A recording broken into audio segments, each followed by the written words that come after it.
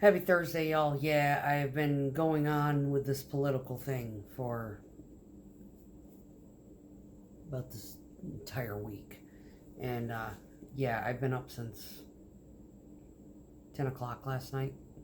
It's 4 o'clock in the afternoon. Actually, I was like forcing myself awake, getting my drink on, waiting for my check in time tomorrow to know what time I needed to wake up. I usually go to sleep anywhere between 3 and 4 in the afternoon, get about 5 hours of sleep, and then I get up and go to work. Well, considering that I just checked my phone, finally, it came in, finally. Um, yeah, I ain't gonna be up until 6, so I can finish this beer and do another and then go wash my happy overthinking ass. So I was looking through one of my other videos and it didn't get a lot of hits, and it might be the title. It might be that I look like shit in it. Who cares? Anyway, I was going on about the mere fact that if you are politically ignorant, like my sister is, and you don't like anything that is running for the presidential seat, my personal opinion is that you don't vote for them. Either of them. Now, I am not entirely certain. The video is called Who is in Charge? Who's really in charge?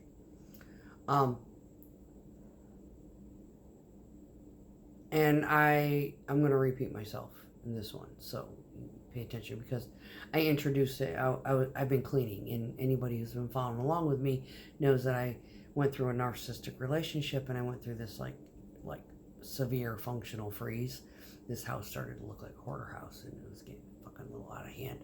So it's just a kind of a sidebar update for the people that actually know me and who have been following me for a little bit, to know that I'm doing just fine. We getting over this. We getting this, y'all. We be all right. Anyway, my sister is not a very well-rounded in the politic realm. Me, however, I'm not a professional politician. However, I started to be a big fan of Rush Limbaugh one night when I was bored, the night owl teen, and just happened to turn on the cable, and there he was, ranting. And I liked what came out of his mouth. And I basically destroyed the relationship with my highly democratic, friends with Governor Cuomo aunt. She hated me ever since I was like, yeah, who's Rush Limbaugh? Man, I sat there watching him, and I like the way he thinks, basically. I don't know. I think I was like 15 years old. She hated me ever since. If you don't think politics divides families, it fucking destroys families. It almost destroyed my family this time. But on the rational aspect of everything, me and my sister are on completely different aspects of society. She's in the six-figure club, and in a sense very hoity-toity. I am in the industrial club, well, I'm in the six-figure club too, but I live in a very modest lifestyle. I like nice trucks and nice motorcycles. Everything else, as long as it functions, I'm good. Hers, completely different aspect. She does not follow politics. She's never followed politics. She didn't stay up late at night sitting on the couch with me munching on fucking Lucky Charms watching Rush Limbaugh. Yeah, that was me. 15, 16 years old.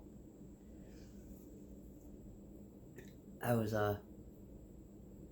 my father used to call me a big-haired, because I lived on Aquanet. Yeah, I think this took a little while for my brain to recover from the fucking poison of that shit.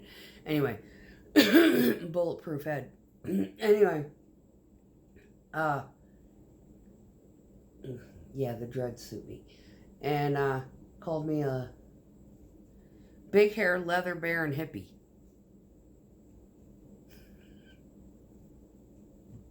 Go figure. Luck is mine. Anyway, yeah, that was my dad's opinion.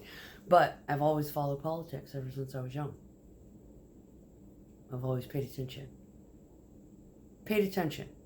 Side-eyed. You know, what's going on with politics? Why is shit fucked up?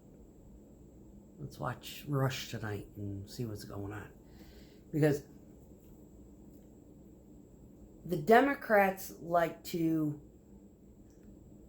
play the narcissist game. So me being involved with that relationship opened my eyes to the personality disorder dynamic of devalue. Okay? So the Democrats, in a sense, devalue. They petty pick. You know, Trump's remark about hands or whatever, fucking big little hands. And they throw it to the winds. They do the Operation Mockingbird fucking strategy. They get the mainstream media on board and they just blow up crap. Now, a lot of times I would read like news articles. I'd see something that was referencing the political realm or Trump, whatever. And I would read the title. And the title in itself was propaganda. The article, if you actually read it without the critical bias intact, you would see that they were just basically shooting from the hip, trying to get a breadcrumb out there to plant a seed to make somebody think indifferently about him. Now, I grew up with the man. He's what, 80 something? He's like my mom's age, right? And so the whole time growing up with him, you know, he's, 28 years older than me, kind of thing. And I'm sitting there just watching his celebrityism, all of that. And, the Apprentice and whatnot. And I hated him in The Apprentice. But I appreciated him in his gusto, a lot of people don't understand that the money that he got from his father was not a gift. It was, hey Dad, I got this fucking business adventure type of thing. I need this much money. And his father went on faith and gave it to him and said, don't fucking waste it. Now, I'm not denying the fact that the man had to claim bankruptcy on his business adventures, certain ones that had failed. When you're an entrepreneur or you're in business for yourself, in that regard. There's people in this country who have claimed bankruptcy and have lost everything. Lost their house, everything. And then there's people who have claimed bankruptcy on their businesses because the business aspect went under. That is what he claimed bankruptcy on. A lot of people don't understand that. He claimed bankruptcy on his business venture. Business wasn't making money. He had it for 5 years. After 5 years, you get the tax breaks.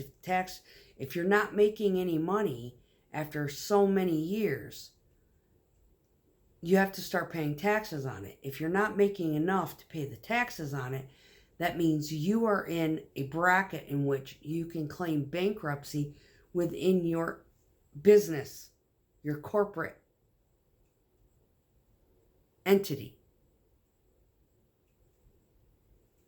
I hate it. Every time I hear someone start bringing up, he claimed bankruptcy. Who the fuck, right now, a lot of people are going to be claiming bankruptcy after the economy and how shitty it is and what these two ass clowns have put this country through.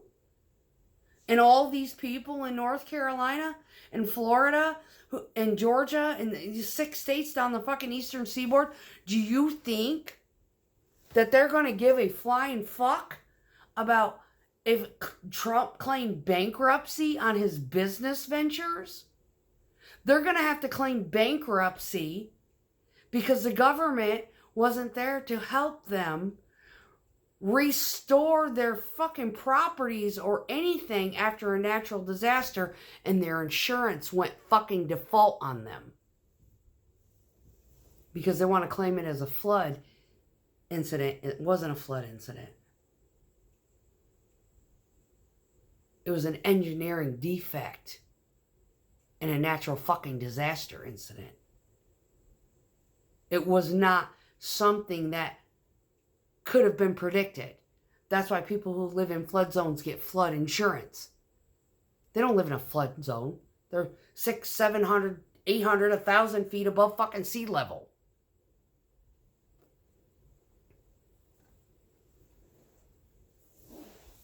"12 minutes in.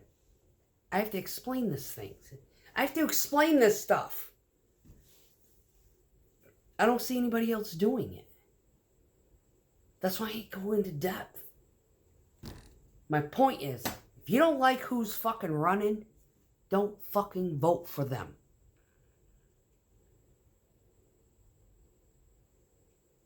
Leave it blank. The thing that I was talking about on the other video was sitting there like, God, there should be a button like neither. None of the above. We go to Brewster's Millions. We're going to vote for none of the above. Omit your vote for the presidency if you don't like either candidate. Some dumbass sitting there saying, well, I can't stand Trump because I have Trump derangement syndrome, but I know she's not a good candidate, but I'm going to vote for her anyway because I have Trump derangement syndrome. You're a fucking idiot. I served in the U.S. military. I didn't have a choice. Whoever got elected, got elected. Whoever got elected was my commander-in-chief. My one little vote from Germany, I don't think was going to make a spat of fucking difference as who it was I had to listen to if I got deployed. Because I don't talk to the guy every day. You know who I worry about being in charge of me? Is the one they ship overseas and places in my unit. That's who I cared about. My commander and first sergeant. Everybody else, my position overseas the whole time that presidency was taking place. You know what pushed me out of the military? Was the Russia-Ukraine-Crimea thing. I knew Crimea got done dirty. I don't have an opinion about Russia, and I knew Ukraine was dirty. And when I found out that money was getting pushed into Ukraine, I was like, peace the fuck out.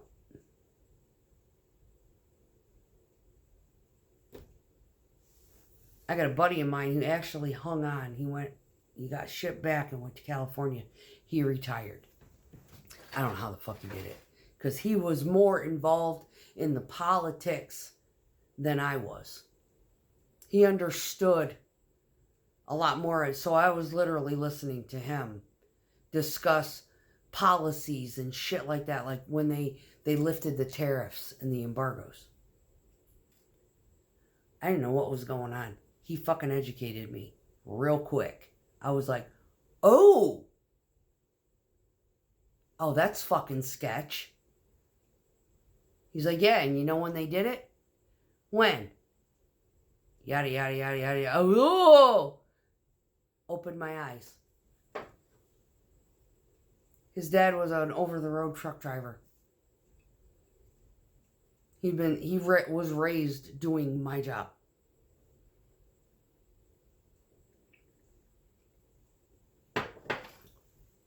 Believe it or not, if you want to know the skinny on politics, you might want to listen to a fucking truck driver.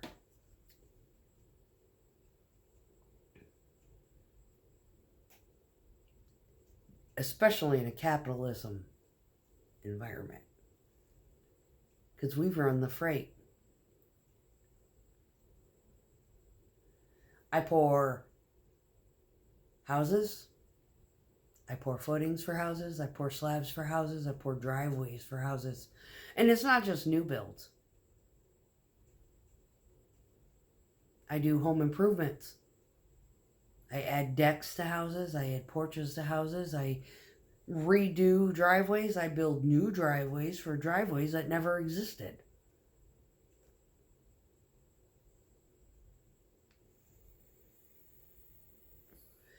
Today I poured a box for a new water connectivity to supply an entire hoity-toity HOA mass. Huge.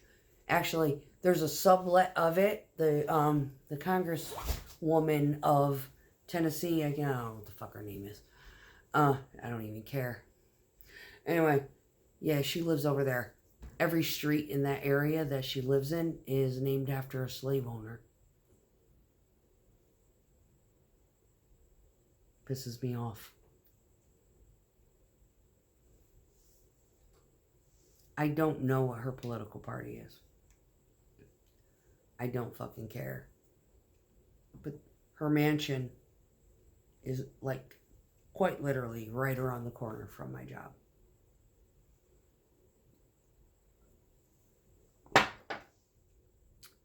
How deep does the swamp go? Is what everybody needs to start asking themselves. Who is really in charge?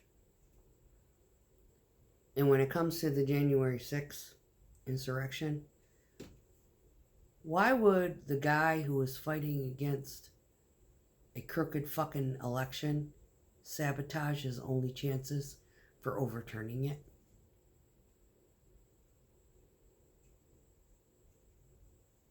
By causing chaos? Yeah, he's goofy as fuck, but he ain't stupid.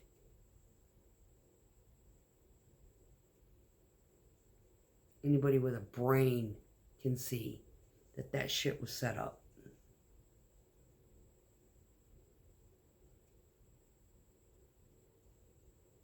And he took the blame. He had to take the blame.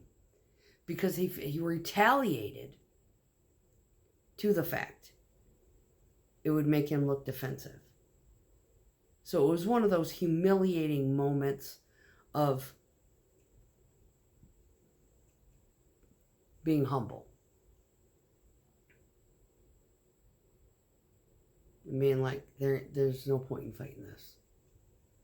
Some arguments are not worth entertaining. But he knows that his own vice president stabbed him in the back, betrayed him, and didn't even give him enough faith, benefit of the doubt, that it was not him.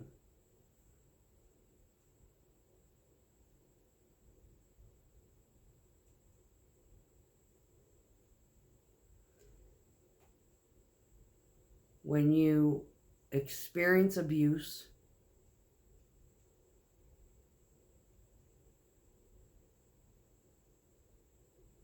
a lot of this stuff basically becomes illuminated.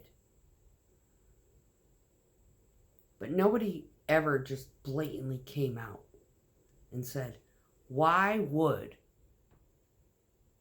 he sabotage his only chances for keeping the presidency? Why would he do that? He wouldn't. And he didn't. Somebody else did. So who's really fucking in charge?